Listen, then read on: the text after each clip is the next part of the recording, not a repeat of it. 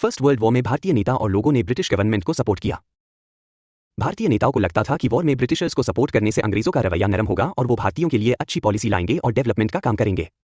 13 लाख भारतीय सैनिकों को ब्रिटिश आर्मी में यूरोप, अफ्रीका और मिडिल ईस्ट में तैनात किया गया। 45,000 भारतीय सैनिक फर्स्ट वर्ल्ड वॉर में शहीद हुए, लेकिन अंग्रेजों ने वॉर के बाद भारत के लोगों के लिए कुछ भी अच्छी पॉलिसी नहीं अपनाई। इसके बाद पूरे देश में ब्रिटिशर्स के खिलाफ लोगों का आक्रोश अपनी ऊंचाइयों पर था। ब्रिटिश गवर्नमेंट ने रेवोल्यूशनरी एक्टिविटी को कम करने के लिए 1915 में डिफेंस ऑफ इंडिया एक्ट और 1919 में रॉलेट एक्ट पास किया, जिसमें लोगों के इकट्ठा होने पर पाबंदी लगा दी गई और लोगों को बिना किसी ट्रायल के जेल में बंद किया गया।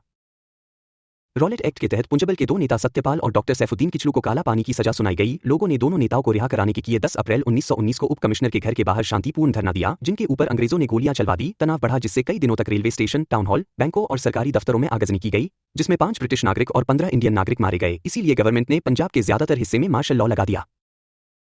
तारीख थी 13 अप्रैल 1919। पंजाब के अमृतसर में कर्फ्यू लगा हुआ था। जलियांवाला बाग में एक सभा रखी गई जहां कुछ नेता भाषण देने वाले थे। वहां सैकड़ों लोग बैसाखी मनाने और मेला देखने अपने परिवार के साथ आए थे। जलियांवाला बाग उस समय घरों के पीछे एक खाली मैदान था, जिसमें आने जाने का सिर्फ एक ही रास्ता था। तभी जनरल डायर 90 ब्रिटिश सैनिकों को लेकर वहां आया। आर्मी को देखकर सभी लोग सहम गए। नेताओं ने लोगों को नीचे बैठने के लिए कहा और जनरल डायर से बात करने आगे बढ़े। तभी आर्मी ने लोगों के ऊपर सिर्फ 10 मिनट में ही 1650 गोलियां चला दी। एक ही रास्ता होने की वजह से लोग बाहर नहीं निकल पाए और कुछ लोग जान बचाने के लिए वहां मौजूद कुएं में कूद गए। कुछ ही देर में कुआं भी लाशों से भर गया और इस तरह जलियांवाला बाग में हजारों लोगों, महिलाओं, बच्चों को मार दिया गया।